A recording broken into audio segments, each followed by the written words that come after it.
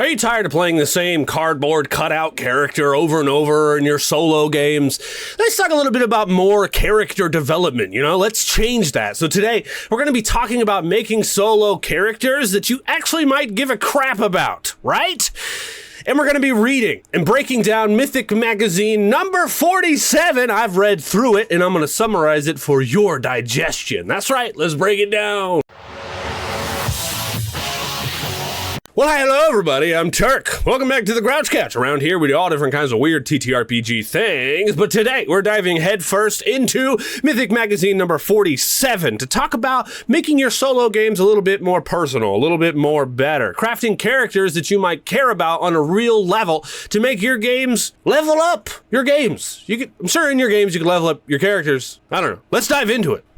We got this beautiful PDF right here, again, that I've read through, and I'm going to summarize it for you today. Hey, but before I do that thing, I want to let you know that you could, if you want to pick this thing up for yourself, because it's got loads of other content and stuff in it for you to read, including mysteries and character connections, right? It's very cool stuff. You can read through this bad boy. You can pick it up for yourself using our Drive-Thru-RPG link or our Amazon link down there in the description to help support the show. And by using those links down there in the description, it allows me to keep doing these things. That's right. So, we're talking about making characters that you might give a crap about, right? Making connections that matter. All right, so here's the deal. In solo games, your main characters have to carry the whole dang story, right? There's no table banter between players. There's no other player to bounce off of, right? It's your character's game. If they fall flat, your game's gonna feel a little flat too, which is gonna discourage you from coming back to it, which I know I have been a victim of myself. Which is why I got curious and started reading Mythic Magazine number 47. And it does, in here, it drops some killer tips on how to build characters that pull you in and make every solo scene feel a little bit more like something that's worth showing up for, which is important because no one else is gonna encourage you to show up for your gameplay session. There is no one else. It's just you. So if you don't want to do it, you're not gonna, right? So it's important to do these things. Even in here in the magazine, it says, clicking with your characters. Players oftentimes talk about their campaigns fizzling out, running out of steam. You walk away from them because you no longer feel excitement like you did when you first started, which I know. In my solo series is here on the channel, I get to episode 10 and I'm like, what are we doing here? I've been a victim of this same thing, right? So we're always improving, even me. We're always reading, we're always improving, and that's why you're here. That's why you clicked on this video. So hey, good for you.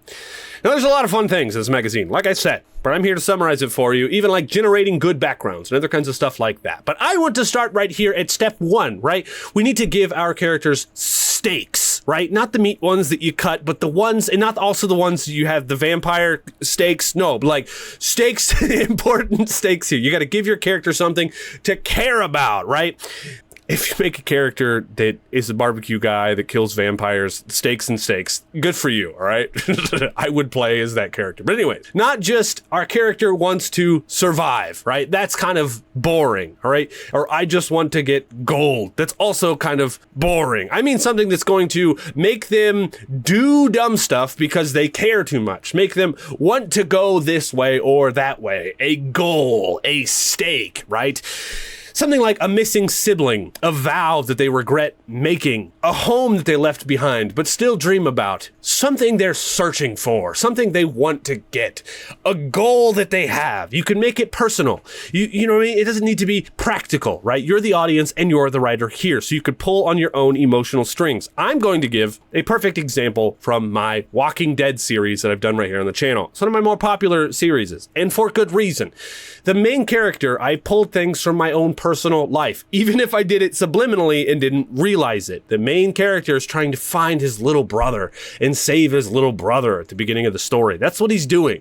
I am a little brother to an older brother, and I have always subliminally wanted saving, right? It took me a few episodes until I realized what I had done, but that's why I was so attached to it. Now in the series, the little brother's trying to learn how to do things and survive on his own, and that's also a part of me, right? So these stakes and goals also kind of need to evolve over time, which is very, very important. But let's talk about step 2 right here, all right? You're going to need to, it's stupid to say and almost cliche, and I think they even mention it here in this PDF. I can't remember exactly where, all right? But think like a movie character. I know that sounds weird, but we are kind of playing stories here, right? And again, this isn't a creative writing thing that we're doing. We're playing a game, right? So remember that. But it is important to think a little bit like a writer, right? You ever watch a movie and just instantly get what a character's deal is? I mean, like, kind of do that. What is their vibe? What is their flaw? And what gets them in trouble? Are they an airplane mechanic that's afraid of heights? We know what's going on there. That guy is never going to get in an airplane, but he needs to fix them because that's his job. You know what I mean? And you do not need a 10-page backstory, right? You just need that one, oh dang, detail. Like, they're a bounty hunter who can't lie. Like, physically cannot. They have been cursed and they cannot lie. So they awkwardly cough or whatever to try and fudge the truth. But they're a bounty hunter, so they're gonna need to lie to be able to do their job. That's playable. There's something going on here, right? In a third step, we want our characters to still surprise us. And I mean that because we cannot just build out 10 whole pages of backstory on everything they got going on, because there's no mystery, there's no intrigue, there's nothing that is going to grow. We already know what the goal is, we know what they want to do, we know, you know what I mean? We want these characters to still surprise us, right? So you're going to want to build enough room for your character to grow during play. Just like I said earlier, right? My Walking Dead series, the characters are still growing.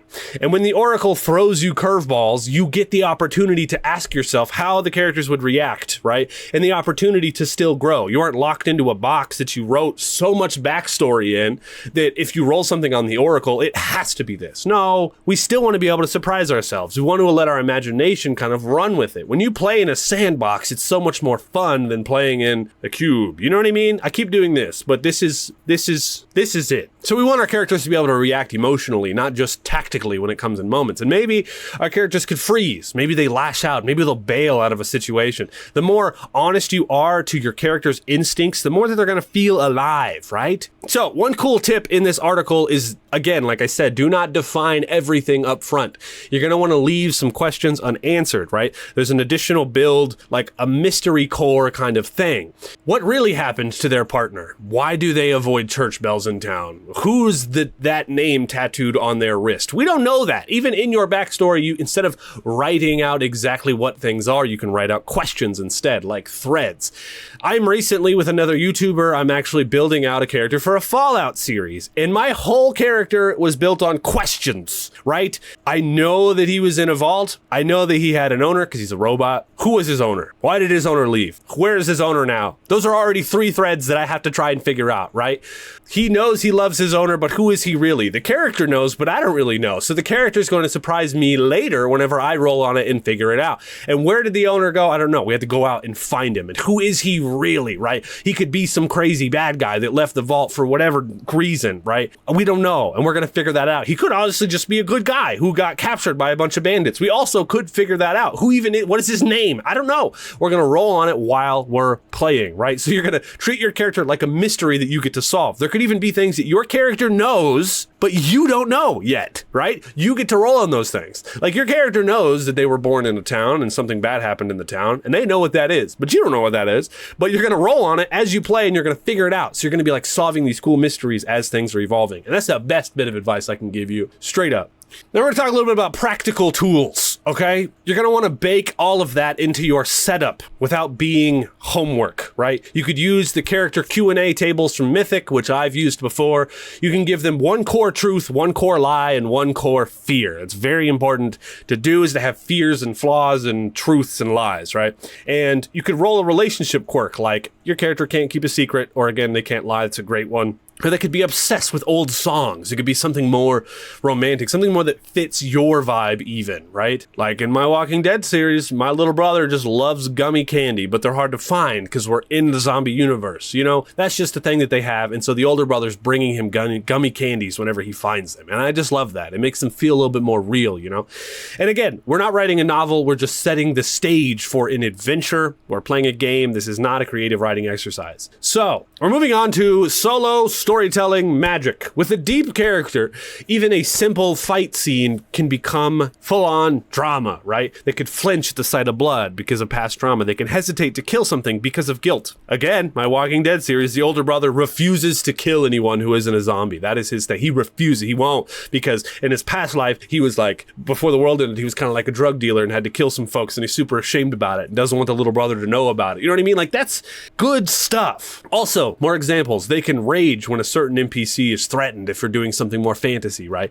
These little flourishes will give your oracle rolls weight even when you're inside of combat, right? Your answers aren't just yes or no. They're a little bit more emotional. You know what I'm saying? There are other wonderful tips in this magazine, ones that I didn't even cover. There's a lot in here. It's honestly one of the longer ones, one of the longer sections that I've read before in these magazines, but grow the setting out of the character. Instead of the reverse. It's a great tip. And adversity promotes familiarity, right? Make things diverse and adverse. And even if you make a player character and you don't like them, there's a tip in here called NPC audition. Sometimes we make a player character only to discover later that we don't like them. By now we may be invested in the adventure though. So having put days or weeks into it, think of dropping a player character at this point as deflating, right? Just getting rid of it. But one solution to this is to start an adventure with only NPCs and no PCs. But each NPC is a character that you might want to play later. As you start an adventure, you don't have a player character, but you're controlling a group of NPCs. It's also very fun. And it's kind of similar to something that I'm going to be doing for a skirmish war game of Forbidden Psalms that I'm doing in the Morkborg universe. It's just a bunch of NPCs, kind of feels like. There's a 5 warband of guys, and eventually by the end of it, I might like one of them. And that's just more grade A advice, right? And I'm telling you, there's a couple of pages in here that I haven't even actually fully covered, right?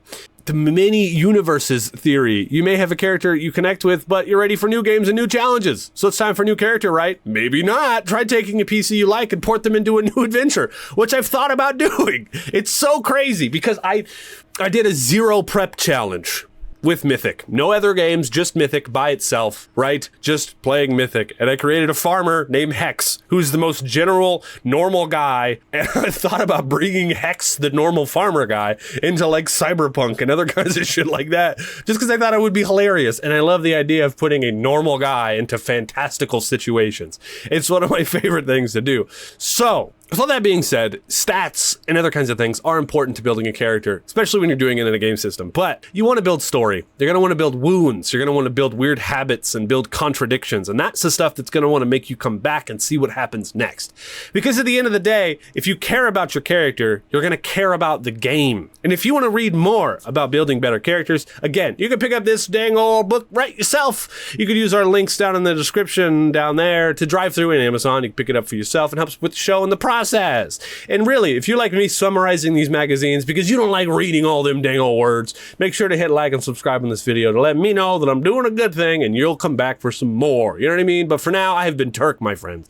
Take a seat on the couch and roll initiative, at least for a little while. Roll on that, weirdos. See you next time.